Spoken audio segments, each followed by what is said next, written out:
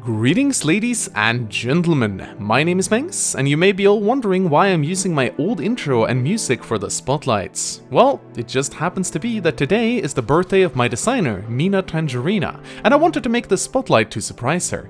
But since she does so much of the artistic work on my channel these days, I couldn't exactly ask her to help make this, as it was supposed to be a surprise for her. Therefore, I decided to go back and make an old school style spotlight, just like the ones I used to make 1 or 2 years ago. So let's take a trip down memory lane and celebrate Mina's birthday with this spotlight of her favorite Fire Emblem character, Geitz.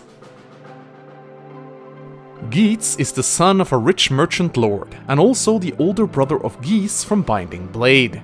As a child, Geese grew up accompanying his father and his merchant guild on their many journeys across Alib, where they traded and delivered goods to various villages. He loved riding on his father's boat more than anything, and felt very home at sea. One very cold winter, Ilia was devastated when their crops froze, and a lot of people were in danger of starving. Geitz's father, however, crossed the dangerous cold ocean to transport food to the villages. This saved the lives of many, including a young Fiora, though it can be speculated that the guild did this more for monetary gains, rather than to save lives. Geitz's father also had a run-in with Fargus's pirates in Badon, and got their goods stolen during a raid. This made Geitz very resentful towards them, especially Dart, whom he envied for being part of such a powerful crew with such a nice boat. At some point, Geitz started to question why all the residents of his merchant ship referred to his father as Master. At first, he thought it was just a title that they had given him, but then he decided to venture down into the ship's hold, and there he was shocked by a brutal image of tired men rowing. Some of them were even children his own age. He realized that these people weren't here out of their own free will or as workers, but that they were in fact slaves under his father, and that was why they called him Master. This absolutely crushed his sense of self-worth, as his entire life had been based on a lie. Shortly after that incident, Geitz cut ties with the merchant guild and his father, and left to find his own purpose in life. At some point, Geitz's travels would lead him to Bern, where he found himself in the middle of a skirmish between Eliwood's companions and the Black Fang. Not sure which side was good or evil, Geitz merely joined a side at random, which happened to be the Black Fang, and entered the fights. However, he would come across Dart, and after a brief reconciliation, Geitz decided to swap sides, merely because he was bored and had nothing better to do. Geitz stuck with his newfound companions all the way up to Nergal's demise. After the events of Blazing Sword, he either continues to wander aimlessly in search of a purpose, or if he obtains an A-rank support with Dart, he decides to join his pirate crew.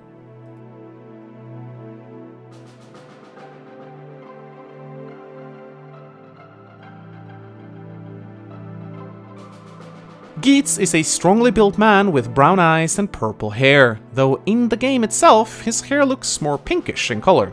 He is a very muscular man with a strong frame and broad shoulders. He wears a simple short-sleeved vest with a pair of plain pants and leather boots and gloves. According to a Fire Emblem manual, Geitz is in his 20s. Geitz suffers from nihilism, a view that life is empty and pointless. This probably stems from his shocking discovery that his father was a slaver, and this seems to have shattered his positive outlook on life. If anything, this proves that Geitz has a good heart, as he clearly has a sense of morality unlike his father, whom he absolutely despises. He doesn't seem to value his life very highly, even with his death quote stating that "it was a miserable life, what could I expect but a miserable death." This reveals that Geitz may suffer from chronic depression, and it does explain why he so carelessly throws himself into a battle he doesn't even belong in. Through his support conversations, we do get some rather interesting outlooks into Geitz's personality. He is shown to enjoy pestering others, particularly Dart, who he tries to edge on into a fight, though he later reveals that this is more due to envy and resentment of Dart's pirate crew and their very nice boat. Geitz also displays a lot of childlike mannerisms. When he is hungry, he wants food right away. When he is bored, he wants to do something right away. And he himself states that he has an attention span of half an hour. This might reveal that Geitz is slightly immature for his age, and that he sort of lives in the moment, not really thinking very far ahead. Despite his depressed nihilistic worldview, Geitz is shown to be a kind-hearted man, who, despite not having much love for himself or his future, is not cruel or mistreating of others. He even refuses to hurt a bird nesting in his hair, despite not enjoying its presence all that much. Geitz shows up in Chapter 23 of Eliwood's story and Chapter 24 of Hector's story as an enemy warrior that needs to be recruited by Darch. However, depending on your actions beforehand, you may not be able to recruit Geitz at all, as he is part of a split chapter. In order to get Geitz, you need to unlock the version of Four-Fanged Offense with Linus as the boss, and the way you do this is to have the combined levels of your lords, Eliwood, Hector and Lyn, be 50 or more. If they are below that, you will instead unlock the other version of the map, where you get Wallace instead. While many would consider Geitz to be way better than Wallace, many would also consider the map where Geitz shows up to be more tedious, as the one with Lloyd being the boss can be cleared very quickly. As a unit, Geitz is a very strong pre-promoted warrior with great bases. He has fantastic base hit points, strength and speed, but mediocre luck and resistance. His growth rates are also surprisingly decent for a pre-promote, sporting a very high strength and speed growth. This means that Geitz will hit very hard and will also consistently double attack throughout the game. He is even better statistically compared to an average trained Barcher or Dorcas around the same level, and because he requires zero investment, many would consider him to be the better warrior. He also gets hard mode bonuses in Hector hard mode, which is a small but nice boost to his already impressive stats. Geitz also has one big advantage that is really easy to miss for newer players, that being his fantastic B rank in bows, something Bartra and Dorcas will probably never be able to reach on their own. This means that he can use the Brave Bow at base to deal some absolutely impressive damage from afar.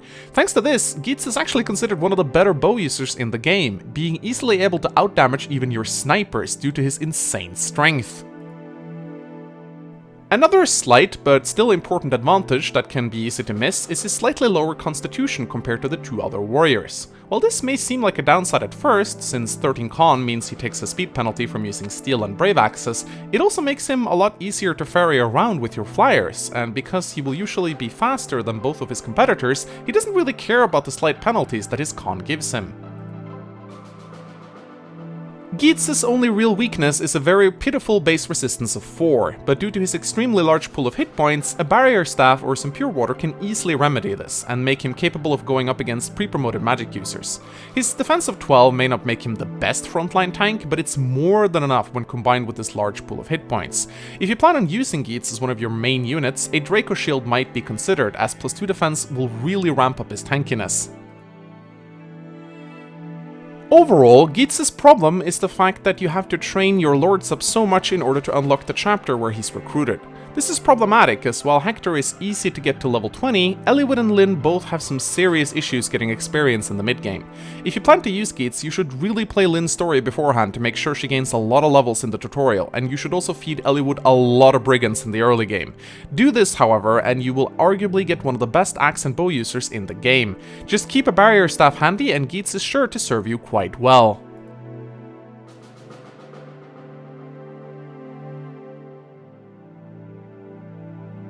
Thank you so much for watching this character spotlight. I hope you enjoyed it. Again, I would like to thank my extremely talented designer Mina Tangerina, who continues to make my channel pretty with her design every day. I mean, just compare the quality of the spotlight to my newer ones, and you should be able to see a clear difference.